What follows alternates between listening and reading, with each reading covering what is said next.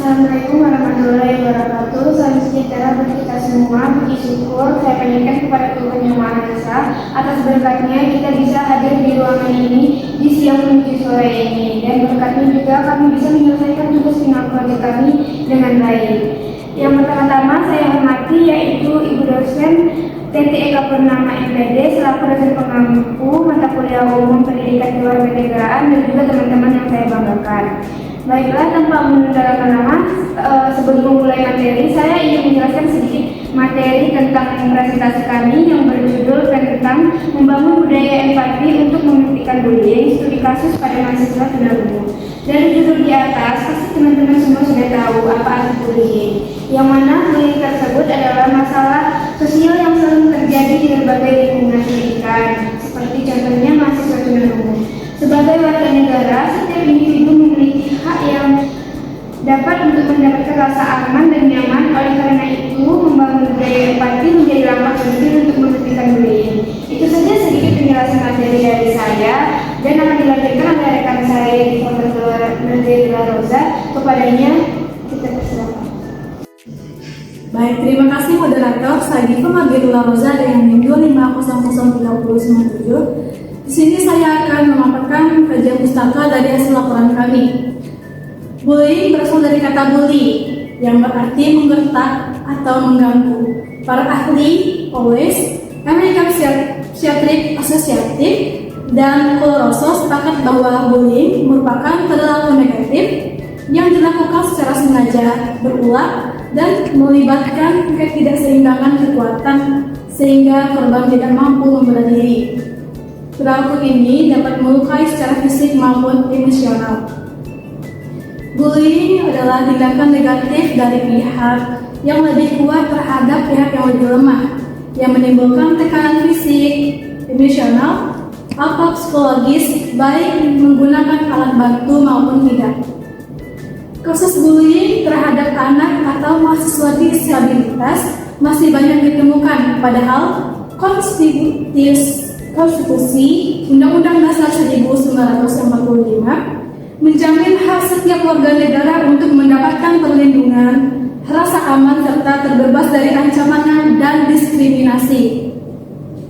Bullying terhadap mahasiswa disabilitas mencerminkan kurangnya penghayatan nilai kemanusiaan dan anti diskriminasi di lingkungan pendidikan tinggi. Undang-Undang Nomor 8 Tahun 2016 tentang penyandang disabilitas menegaskan bahwa anak penyandang disabilitas berhak mendapatkan perlindungan khusus dari diskriminasi, kekerasan, penelantaran, dan perlindungan.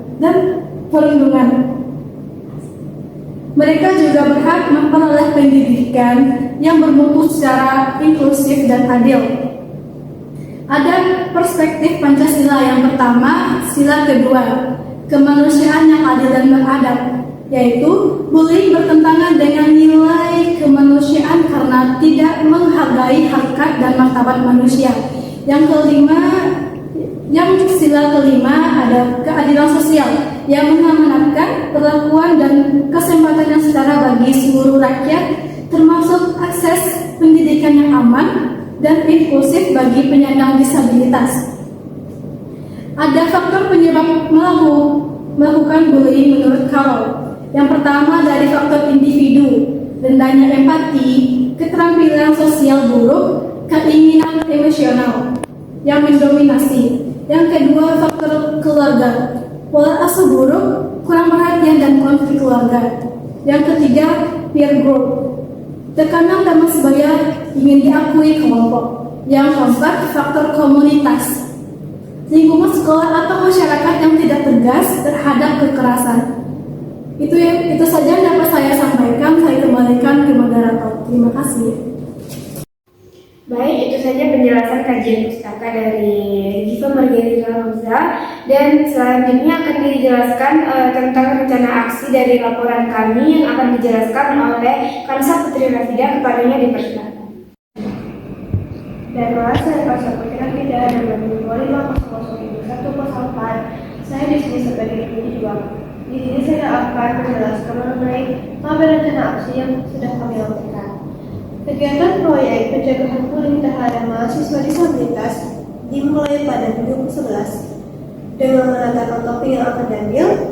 Pada tahap ini, kelompok mahasiswa pelaksana menentukan tema dan melakukan penguatan awal terhadap kelompok sasaran.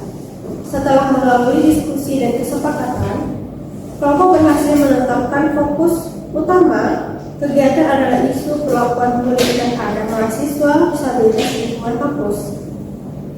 Memasuki minggu ke-12, kelompok mulai mengidentifikasi kasus bullying dengan menyusun instrumen wawancara semi terstruktur. Instrumen ini dirancang untuk menggali pengalaman mahasiswa disabilitas secara mendalam namun tetap etis.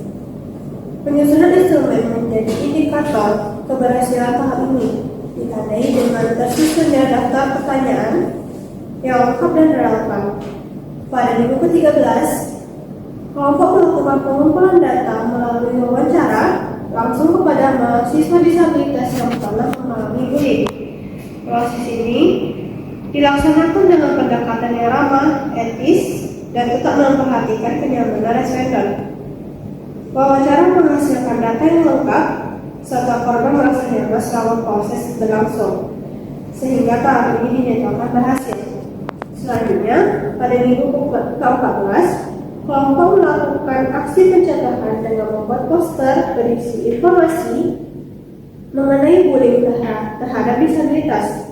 Poster dirancang dengan tampilan yang estetik, menarik, dan mudah dibaca, sehingga dapat meningkatkan kesadaran warga kampus. Hasil akhir pada tahap ini adalah terbentuknya poster sebagai media edukasi untuk mendorong lingkungan kampus yang lebih inklusif dan bebas bullying. Baik, saya kembalikan ke moderator. Baik, itu saja penjelasan materi tentang rencana aksi dari laporan kami yang dijelaskan tadi oleh rekan saya Kamsa, dan akan dilanjutkan oleh Junistia Mahardika tentang pelaksanaan aksi dan reaksi. Kepadanya dipersilakan. Baik, terima kasih moderator. Perkenalkan, nama saya Junistia Mahardika dengan NIM 250031003 sebagai peneliti 3 akan menjelaskan tentang pelaksanaan aksi refleksi. Pelaksanaan aksi kami dimulai dengan membuat poster edukasi serta menyebarkan kuesioner yang membahas tanggapan mahasiswa terhadap individu disabilitas umum. Reaksi yang muncul itu sangat positif. Banyak mahasiswa mengaku mendapatkan insight baru tentang pentingnya komunikasi yang ramah bagi penyandang disabilitas umum. Selain itu, mereka lebih sadar bahwa bullying tidak selalu berupa kekerasan fisik, tetapi juga terjadi melalui sikap mengabaikan atau tidak memahami kebutuhan komunikasi mereka. Pada tahap refleksi, kami menyadari bahwa kegiatan memiliki dampak yang besar. Kami belajar bahwa inklusivitas bukan hanya soal fasilitas, melainkan tentang sikap, empati, dan penghargaan terhadap martabat individu. Pengalaman ini juga membuat kami lebih peka terhadap isu aksesibilitas dan lebih menghargai perjuangan mahasiswa disabilitas dalam menempuh pendidikan. Baik, segitu saja penjelasan dari saya kembalikan ke moderator. Baiklah, itu saja penjelasan dari rekan saya Junistia Mahardika tentang perencanaan aksi dan refleksi dari hasil laporan kami, dan akan dilanjutkan oleh Inaya Fadila tentang hasil observasi dan wawancara. Kepadanya dipersilakan. Baik, terima kasih kepada moderator. Perkenalkan, saya Inaya Fadila dengan NIM 250031001. Di sini saya akan membacakan hasil observasi dan wawancara. Pertama, deskripsi subjek. Subjek kita bernama Putri Lovia Jasmine, lahir 14 April 2023, berasal dari Aceh Selatan, Palembang, dan saat ini merupakan mahasiswa pendidikan luar biasa angkatan 2024. Jasmine merupakan individu dengan hambatan tunarungu sejak kecil. Kedua, hasil observasi. Dari observasi dan percakapan langsung, Jasmine mengalami kesulitan dalam mendengar dan memahami ucapan, terutama jika lawan bicara berbicara terlalu cepat. Hal ini menyebabkan dia sering salah menangkap informasi. Sejak SD, Jasmine mengalami bullying yang berupa pertama yaitu ejekan seperti gak bisa dengar, tindakan fisik seperti mencubit, menarik jilbab, dan menarik tangan. Terus ada juga ditertawakan ketika ia tidak dapat menangkap pembicaraan. Bullying yang dialami membuat ia merasa sedih, malu, dan kehilangan percaya diri, memilih diam dan menarik diri, dan jarang menceritakan kejadian tersebut kepada guru atau orang tua karena takut dan merasa tidak akan dipahami. Dalam belajar bahasa, Jasmine banyak dibantu oleh ibunya dan beberapa teman yang mau menjelaskan dengan pelan. Meskipun menghadapi banyak tantangan, ia tetap memiliki motivasi tinggi dan bercita-cita menjadi guru serta hidup mandiri. Ketiga, hasil wawancara. Wawancara dilakukan pada Senin 17 November 2025 di area kampus PLB. Poin penting dari wawancara tersebut yaitu: pertama, pengalaman bullying yang paling diingat terjadi saat SD dilakukan oleh beberapa teman sekelasnya. Kedua, bentuk bullying seperti ejekan verbal, tindakan fisik dipermainkan karena ia tidak bisa mengikuti percakapan. Ketiga, Jasmine tidak pernah melapor karena merasa takut dan tidak yakin lingkungan sekolah saat itu paham cara mendampinginya. Keempat, perasaan Jasmine saat mengalami bullying: sedih, malu, dan merasa berbeda. Kelima, dampaknya ia merasa pasif, menyendiri, dan takut berkomunikasi. Keenam, kini motivasi Jasmine berasal dari dorongan diri sendiri dan impian untuk menjadi guru. Keempat, refleksi kegiatan proyek. Melakukan wawancara ini memberikan perubahan cara pandang yang besar bagi saya. Awalnya saya ragu tentang bagaimana berkomunikasi yang tepat, namun penggunaan person face language dan sikap yang hangat membuat percakapan berjalan baik. Proyek ini mengajarkan bahwa inklusivitas bukan hanya soal fasilitas fisik, tetapi juga tentang sikap lingkungan, pemahaman terhadap kebutuhan individu, penghargaan terhadap martabat, dan kemampuan seseorang. Saya menyadari bahwa tantangan terbesar bagi individu disabilitas seringkali adalah sikap sosial, seperti diremehkan atau tidak dilibatkan dalam kelompok. Pengalaman ini juga menumbuhkan pemahaman tentang perbedaan simpati dan empati. Untuk membangun hubungan yang suportif, kita perlu hadir dengan empati, mendengarkan, memahami, dan mengakui kekuatan mereka tanpa mengasihani. Proyek ini memberikan dampak jangka panjang, terutama dalam meningkatkan kepekaan saya terhadap aksesibilitas dan pentingnya budaya inklusif di lingkungan pendidikan maupun masyarakat. Baik, sekian dari saya kembalikan lagi kepada moderator. Baik, dari penjelasan terakhir dari Inaya Kalila, maka berakhirlah tentang materi final proyek kami. Dan saya akan membacakan kesimpulan dari hasil proyek kami, yaitu membangun budaya empati untuk menghentikan bullying studi kasus pada mahasiswa tunarungu, memberikan gambaran yang jelas mengenai pentingnya empati dalam membentuk lingkungan pendidikan yang aman, inklusif, dan bebas dari tindakan perundungan.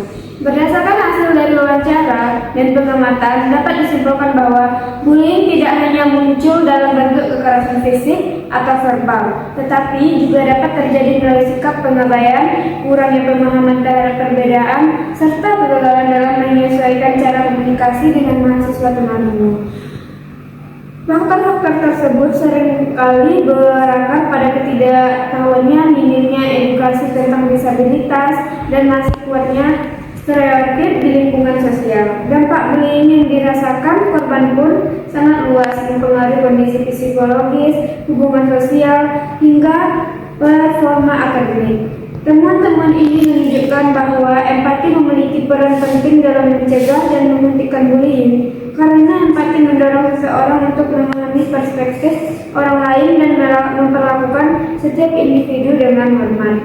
Baik, itu saja kesimpulan dari final proyek kami, yaitu tentang anak disabilitas umum. Itu saja penjelasan dari saya. Sekian dari presentasi kami. Jika ada kesalahan, saya mohon maaf. Wabillahi taufiq wal hidayah. Wassalamualaikum warahmatullahi wabarakatuh.